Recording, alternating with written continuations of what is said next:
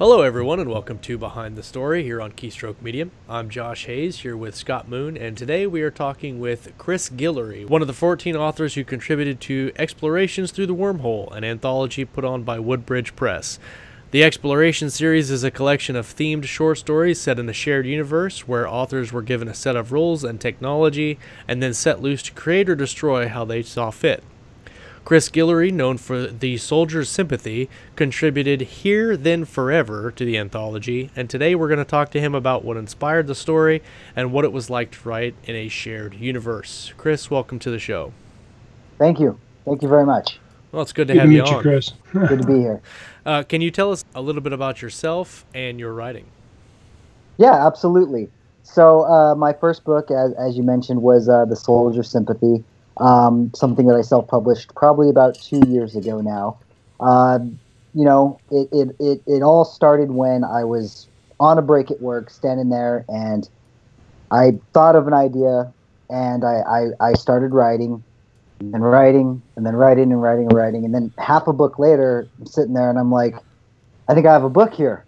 So I finished it off, and went through the self-publication process, and yeah, I've been, sort of writing ever since.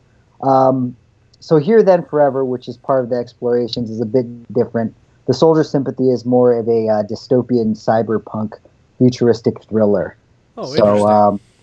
Which is strange because I read mostly fantasy, but I had an idea for a cyberpunk sort of dystopian thriller and wrote that instead. And is that the only thing you have published right now? Is that first book? That's right.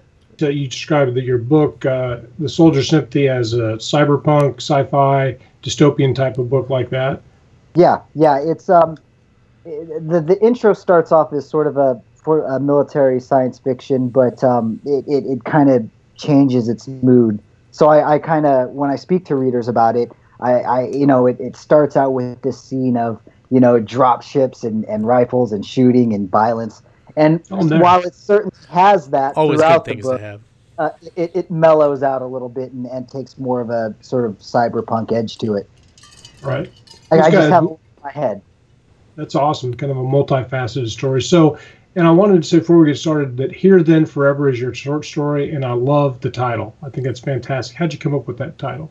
Well, because without giving too much away... Spoilers.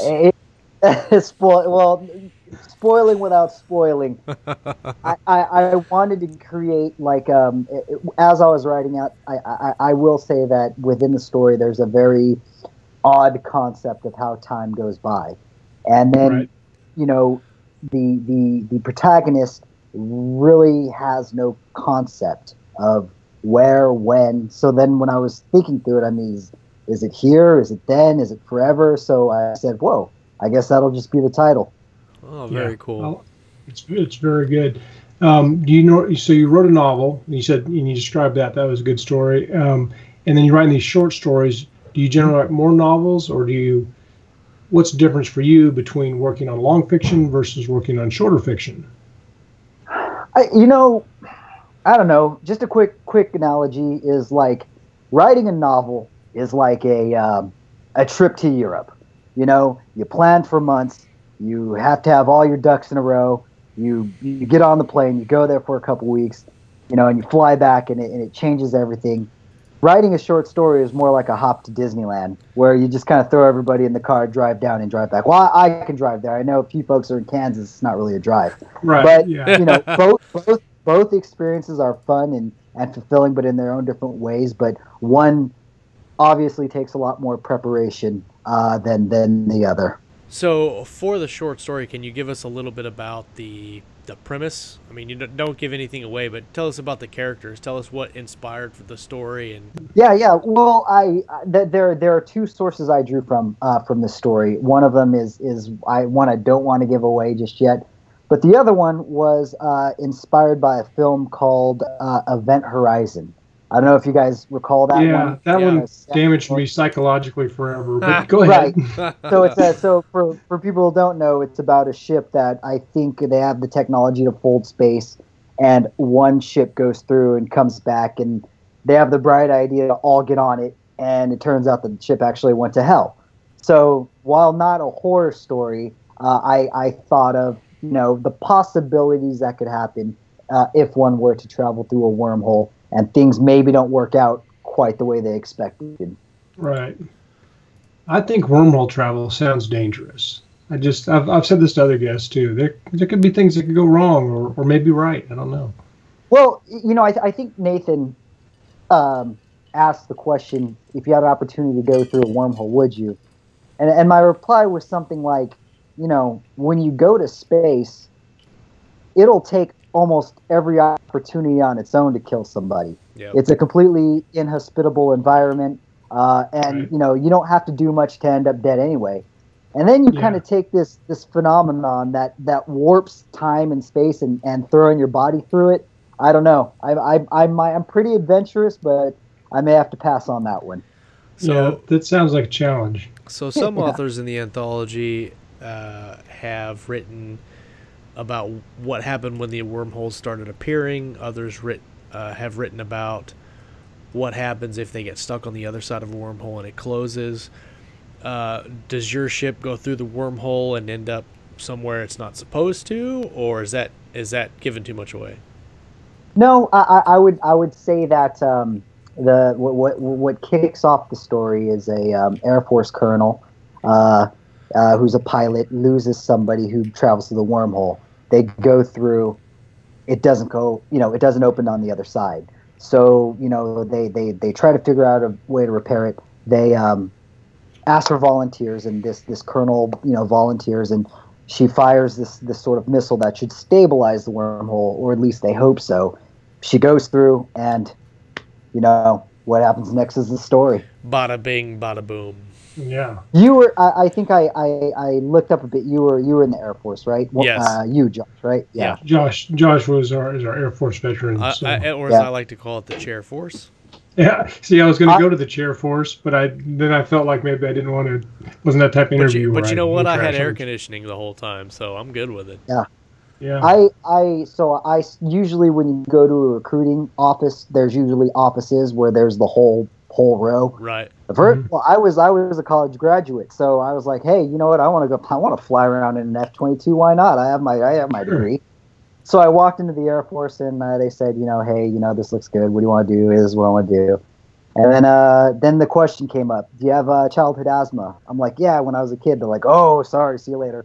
Yeah. So then I just kind of walked out, and then ended up into the Army one, and they're like, got your fingers, got your toes. No, we don't give a shit what's wrong with you. Come on over. Look at that. Are you awake? You awake? Yeah. You're good. I don't think they even asked me that, but so my aspirations went from flying F-22s to driving around in Humvees. I mean, it's really, when you think about it, it's really the same thing. I mean, it's very close. Yeah. You use your imagination, which is why we're all writers. You could easily turn a Humvee into some sort of fighter plane.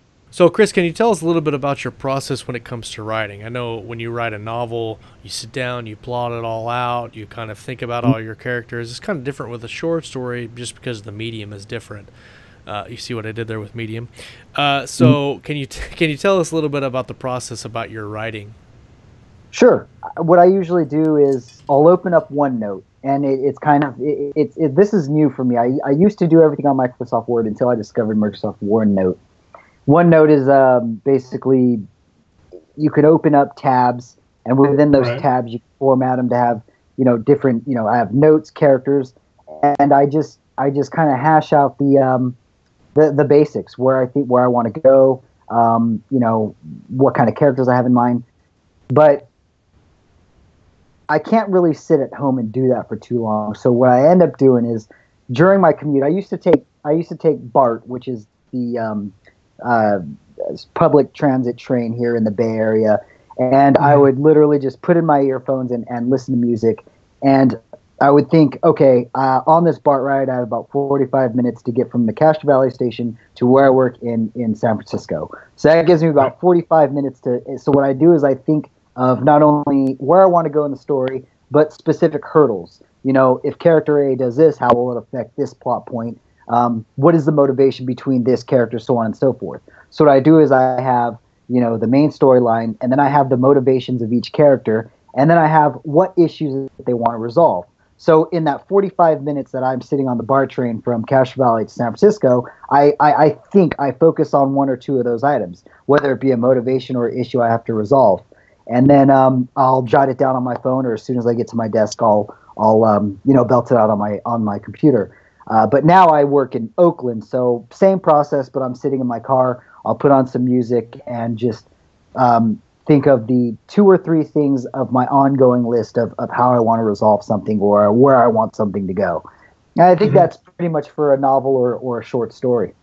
Sounds like most writers, you're always trying to find the time to write and work it into your process. And that's, you said OneNote, that's a Microsoft app? Yeah, and okay. I just discovered it. What I did was I'd take a Word document and have notes, organizations, characters, and then I'd make a TOC so they were clickable to go in the document. But OneNote, you could sort of have, think of it as like 4 or 5 Word documents all open at once, and you just click the tab you want to go into. And you could drop, photos. So if when I was writing Here, Then, Forever, I had these concepts in my head of how I wanted a character to look. So I could do, a Google search, find a picture I want, and drop it right next to that character description in my notes. So it's a very handy app, and it's easier than juggling a bunch of Word documents. Absolutely. Yeah. Okay, Chris, we've been talking a lot about your story and your novel, and it makes me want to ask, what is some authors or books that inspire you more than others?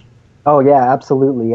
So as I said, even though I seem to write a lot of science fiction, I primarily read a lot of fantasy, and recently it's all been Brandon Sanderson. I read the first Stormlight book, and then I couldn't stop myself. It was just like a roller coaster ride that took off, and then I went from that straight to the Mistborn series, and then it's like it's just mind blowing how well he writes a story and his character development and how you care about some characters and you love to hate others, and before that, what really got me into fantasy was Terry Goodkind. He's not I read Wizard's First Rule when I was, I think, just starting college, so when I learned how to read. And he has this sort of fantasy style about him. It's like, he might not be the most robust writer, he might not be the most articulate writer, but he knows how to tell a story. And it had me, that the Sword of Truth series had me kind of gripped from beginning to almost the end, and then I got really into it again, and then it just got a little off the path. But those are the authors that really come to mind. So as I was wrapping up to write Sympathy, I read Snow Crash, which I loved a lot. And I do Android's Dream of Electric Sheep. I just kind of thought of what are the must-read cyberpunk books, and of course Neuromancer. Of those, though, I enjoyed Snow Crash the most. It had an entertaining story, and it kind of had a style about it where it was like there are things that he outlined that are in science fiction today. I know, that's what I was just getting ready to say, is that a lot of the stuff now that people think is original, he wrote that back in the 90s. Okay, Chris, well, where can readers find out about you and your writing? My direct site is chrismguillory.com. There's links there that have my one book that's published, A Soldier Sympathy, and I've also been filling out the explorations piece of it as well. Absolutely. The book is available to sell on Amazon, and that's Do you have a Facebook or a Twitter that fans might be interested in, or? Yeah, on Facebook, the page is The Soldier Sympathy. Okay. Oh, cool. Excellent. Good deal. Okay, this has been Explorations Through the Wormhole. For Scott Moon, I'm Josh Hayes, and we've been behind the story of Here, Then, Forever by Chris Guillory. The Through the Wormhole anthology will be available September 2016, published by Woodbridge Press, where you can find Chris's story and many others, so be sure to pick it up at any of the retailers it's available at. Thank you very much, Chris, for coming on the show, and we hope everybody has a good evening. Good to meet you, Chris. It's been a fun interview. Likewise. Have a good night.